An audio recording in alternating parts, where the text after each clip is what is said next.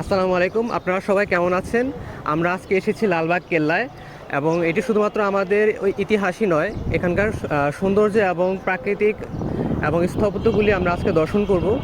এবং চলুন আজকে দেখা যাক আমাদের অন্যতম বিশেষ স্থাপত্য শিল্প লালবাগ কেল্লা এবং এর ইতিহাসসমূহ। আসসালামু আলাইকুম, আমি রাসুল ইসলাম, ড্যাফোডিল ইন্টারন্যাশনাল ইউনিভার্সিটির একজন ছাত্র। তো আজকে আমরা এসেছি লালবাগ কেল্লায়। তো লালবাগ কেল্লার নির্মাণ কাজ মূলত শুরু হয় 1678 সালে মুঘল সম্রাট আওরঙ্গজেবের পুত্র আজম শাহের হাত ধরে। তিনি চেয়েছিলেন এটিকে ঢাকার প্রতিরক্ষা দুর্গ হিসেবে নির্মাণ করার জন্য। পরবর্তীতে দিল্লি চলে যাওয়ার দরুন এটির কাজ স্থগিত হয়ে যায় এবং পরবর্তীতে এটি অসম্পূর্ণই থেকে যায়। তবে ঐতিহাসিকগণ মনে করেন যে যদি এর কাজটি সম্পন্ন হতো তাহলে এটি ঢাকার অন্যতম শক্তিশালী একটি দুর্গে পরিণত হতো। ঢাকার বুকে দাঁড়িয়ে থাকা লালবাগ কেল্লা মুঘল সাম্রাজ্যের ইতিহাসের এক অবিচ্ছেদ্য অংশ। এটি শুধু ইটপাথরের গাঁথুনি নয়, বরং বাংলার ইতিহাসের সাথে অবিচ্ছেদ্যভাবে জড়িয়ে আছে। মূলত তিনটি স্থাপনা লালবাগ কেল্লাকে আরও আকর্ষণীয় করে তুলেছে। প্রথমত পরিবিবির মাজার। সাদা গম্বুজ বিশিষ্ট এই মাজারটি লালবাগ কেল্লার প্রধান আকর্ষণ। দ্বিতীয়ত মসজিদ। 3 গম্বুজ বিশিষ্ট মসজিদটি এটির একটি অন্যতম আকর্ষণ। তৃতীয়ত শাহ দেওয়ান কালী মাজার।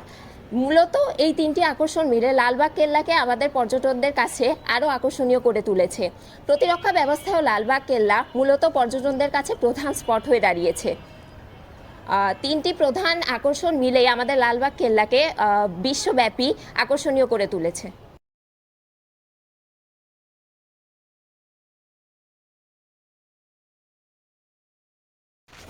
লালবাগ কেল্লা এটি আমাদের মুঘল সাম্রাজ্যকে ঐতিহ্যকে তুলে ধরে। এছাড়াও আমরা এখানে পরিবিবির মাজার দেখতে পাই, যা আমাদের বোঝায় পিতা সন্তানের প্রতি কতটা স্নেহবোধ হলে তার স্মৃতিস্মারক হিসাবে এটি তৈরি করে। এছাড়াও এই লালবাগ কেল্লাটি আমাদের সিপাহী বিদ্রোহের সময় অনেক শক্তিশালী ভূমিকা পালন করে। এখানে প্রতিরক্ষা বাহিনীর প্রতিরোধ ব্যবস্থার জন্য একটি কক্ষ তৈরি করা হয়।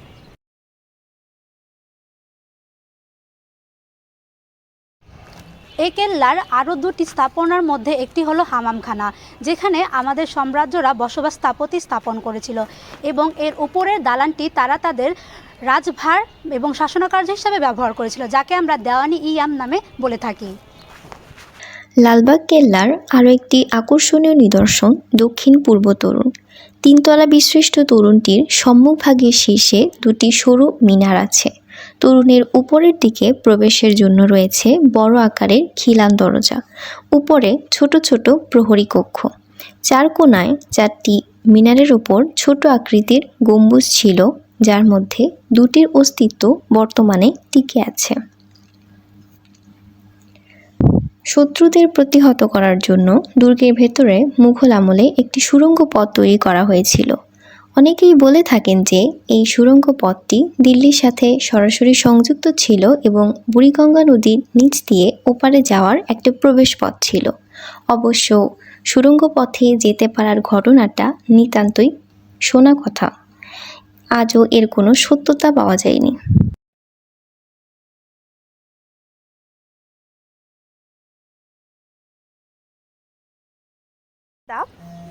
I'm Pooja Haldar. I'm a student of Daffodil International University. আজ আমি এসেছি আমার বন্ধুদের সাথে লালবাগ দুর্গ পরিদর্শন করতে।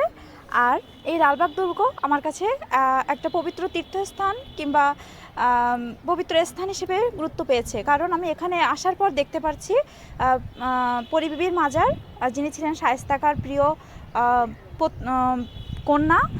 আর এখানে আসার পর আমি দেখতে পাচ্ছি যে স্থানটি যথেষ্ট পরিষ্কার পরিচ্ছন্ন, বাংলাদেশ সরকারের তত্ত্বাবধানে পরিচালিত হয় এবং যুগ যুগ ধরে এই স্থানটি বাংলাদেশ সরকারের আয়ত্তে আসছে এবং তারা চেষ্টা করছে যে এখানকার পবিত্রতা রক্ষা করার এবং বিদেশি দর্শনার্থীদের কাছে এটার গুরুত্ব তুলে ধরার। আর এখানে আসার পর আমি প্রথমেই দেখতে পেয়েছি কয়েকজন বিদেশি পর্যটক স্থানটি ঘুরে ঘুরে প্রদর্শন করছে।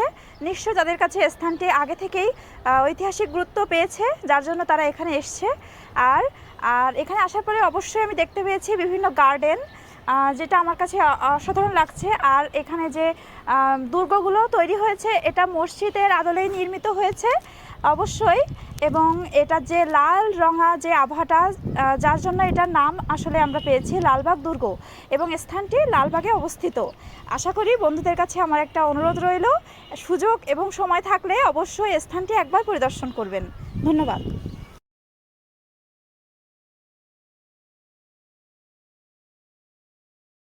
Country from you are? I'm from the US.